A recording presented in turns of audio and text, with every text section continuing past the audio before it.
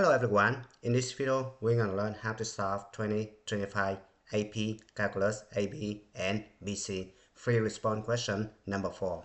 Alright, the continuous function f is defined on the closed interval -6 to 12. The graph of the function f consisting of two semicircles and one line segment as shown below. Now, let the function g be the function defined by g of s equals integral from 6 to s f of t dt. Find g prime of a. Give a reason for your answer. Alright, question A, very straightforward, right? You need to calculate g prime of s first, right? G prime of s, so you need to take the derivative of this guy right here. Alright, it turns out to be f of s, right? Now, g prime of 8 is going to be f of 8, right? Now, f of 8 is going to be right here.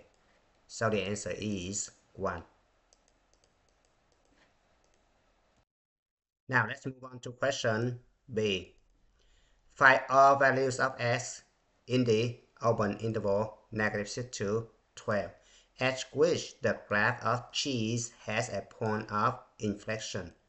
Alright, so when it comes to point of inflection, you need to calculate the second derivative, right? So we have g double prime of s is going to be f prime of s, right? You just take the derivative of this guy right here. Alright, now f prime of s, which means the rate of change of the function f, or the slope of the function f, right? Now, in order for the function g have a point of inflection, g double prime of s must change sign from positive to negative, or negative to positive, right? Now you look at the graph f prime of s, which means the slope of the function f of s right here. So you need to draw the tangent line, right? So the tangent line is going to be right here and right here, right here and right here, right? And you use the Christmas tree trick. If the lines go in this way, slope is positive. Lines go in this way, slope is negative, right? So this one slope is negative, this one slope is positive, right? So it changes sign at s equal -3 right here, right? And the second one is going to be 3 right here, right? Because this is positive and this is negative, right? And the last one is going to be 6 right here, because this one is negative and the slope of this line right here is going to be positive, right? So you have three values, -3, 3, and 6, right? So you have s equals -3, 3, and 6. Now let's move on to question C. Find g of 12 and g of 0. Alright, so we have g of s equal this guy right here. So you have g of 12 is going to be integral from 6 to 12 f of t dt, right? Now since this guy and this guy the same, right? So you just change this one to s, right? So integral from 6 to 12 f of s ds, so that you can use the graph right here, right? Now 6 to 12, which means this region right here.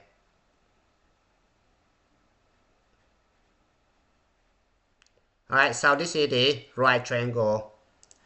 The area of the right triangle is base times height divided by 2.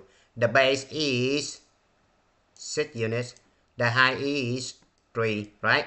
So you have 1/2 3 times 6, right? So it could be 9 units, right? Square. Now g of 0 is going to be integral from 6 to 0 f of t dt. So it's going to be negative integral from 0 to 6. You just swap the bound right here and you change the sign, right? So it could be f of s ds, right? So it could be negative. Now from 0 to 6 it's going to be the semicircle right here. Alright, so the area of the semicircle is going to be 1/2 pi r square, right? The radius is 3, right? Because this one is the center. So you have 1/2 times pi times 9, right? So I put it over here. It's going to be negative 1/2 times pi times 3 square. So it could be negative 9 pi over 2 square units, right? Now let's move on to question D. Find the value of S at which G attains an absolute minimum on the closed interval -6 to 12. Alright, so when it comes to absolute minimum, maximum, increasing, decreasing, you need to use the first derivative, right? So we have G prime of S equals f of S, right? From the question A. Now, you need to find the critical point, right? In order to find the critical values, this guy right here must be equal 0 or undefined, right?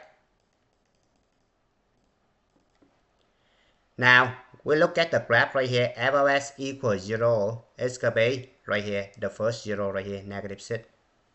The second 0 right here is going to be 6. And the last 0 right here is going to be 6, right?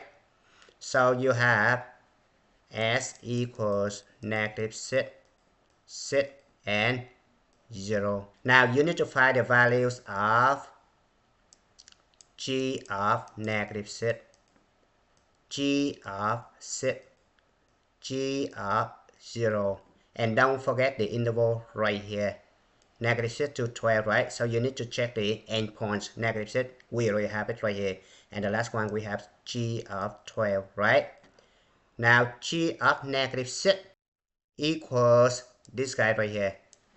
Interval from 6 to -6, f of t dt, right? So it's gonna be interval from -6 to 6, and we need to change the sign right here, f of s ds, right? Again, this guy the same, we can replace t with s, right?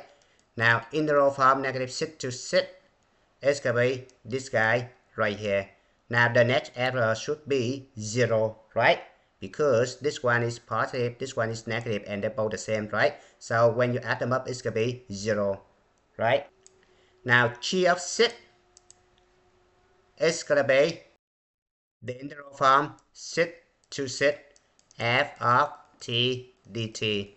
So it could be interval from 6 to 6, f of s ds, right? Now this guy have the same bounds. So the answer must be 0. Remember, you have the formula, the interval from a to a, f of s ds always equals 0. So keep that in mind. Now G of 0, we got it from question C right here. The answer is -9 pi over 2, right? And G of 12, we got it right here, 9, right? Now we need the absolute value minimum, right? So the answer must be this guy right here, right? So find the value of S. So S must be S equals 0.